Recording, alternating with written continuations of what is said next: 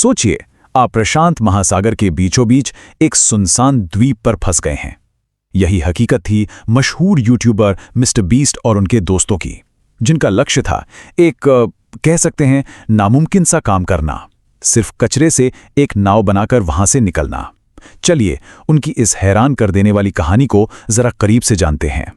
तो शुरू से ही मामला बहुत सीरियस था। ये कोई मजेदार चैलेंज नहीं था, बल्कि उन्हीं के शब्दों में ये जिंदगी और मौत का सवाल बन गया था। या तो वे द्वीप पर पहुंचते या फिर सब कुछ वहीं खत्म हो जाता। और यही तो वो बड़ा सवाल है जिस पे ये पूरी कहानी टिकी है। क्या सिर्फ हिम्मत और जुगाड़ के दम पर वो लोग कुदरत की इतनी बड़ी चुनौती को पार कर सकते थे? तो अब आते हैं चुनौती के पहले फेज पर, नामुमकिन मिशन। यहां पर ग्रुप को न सिर्फ अपने सामने खड़े एक बहुत बड़े काम का, बल्कि अपने आसपास के माहौल की कड़वी सच्चाइयों का भी सामना करना पड़ा। तो मिशन बिल्कुल साफ था, लेकिन आसान तो दूर दूर तक नहीं। उनके सामने दो बड़ी मुश्किलें थी। पहली, जीरो से मतलब बिल्कुल स्क्रैच से एक नाव बनाना, और दूसरी, उसे मीलों तक खतरनाक खुले समंदर में ले जाना। ये बात सुनकर ही अंदाजा लग जाता है कि टीम को शुरू में कितना बड़ा शौक लगा होगा।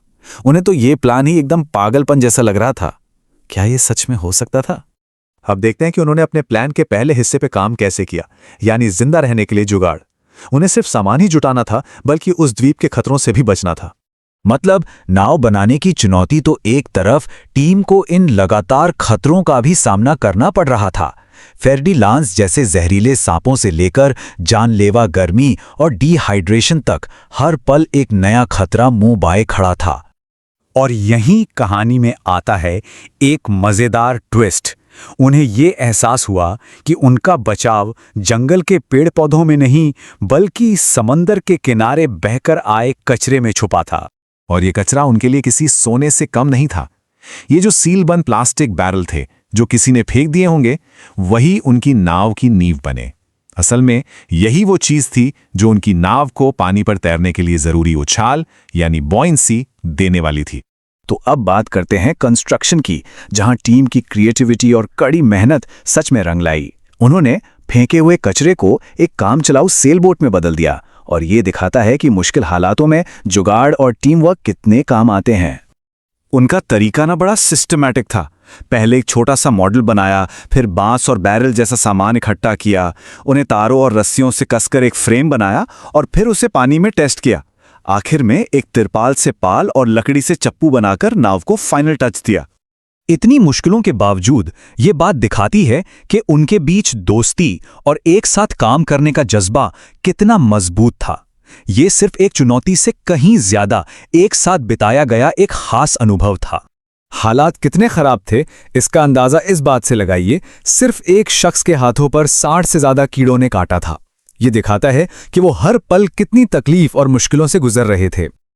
और अब आता है कहानी का सबसे रोमांचक हिस्सा, 12 घंटे की वो मुश्किल समुद्री यात्रा जो उनकी शारीरिक और मानसिक ताकत की असली परीक्षा लेने वाली थी। उनकी 12 घंटे की यात्रा उतार चढ़ाव से भरी थी।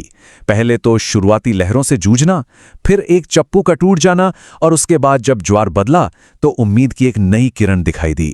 ये किसी रोलर कोस्टर राइड से कम नहीं था। ये चार्ट दिखाता है कि वो अपनी मंजिल के कितने करीब आ गए थे। एक वक्त पर वो टारगेट आइलैंड से सिर्फ आधा मील दूर थे। मंजिल बस सामने ही थी।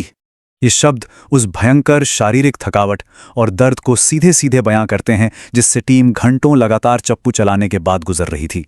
उनके हाथ पूरी तरह जवाब दे चुके थे।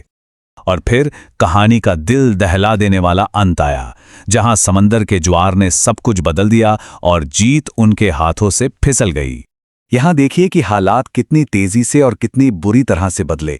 वो अपने लक्ष्य से बस कुछ ही कदम दूर थे, जब अचानक बदलते ज्वार ने उनकी नाव को द्वीप से दूर धकेलना शुरू कर दिया। और आखिर में हुआ ये कि लगभग 12 घंटे समंदर में बिताने और इतनी मेहनत करने के बाद अपनी मंजिल को आंखों के सामने देखते हुए भी मिशन फेल हो गया।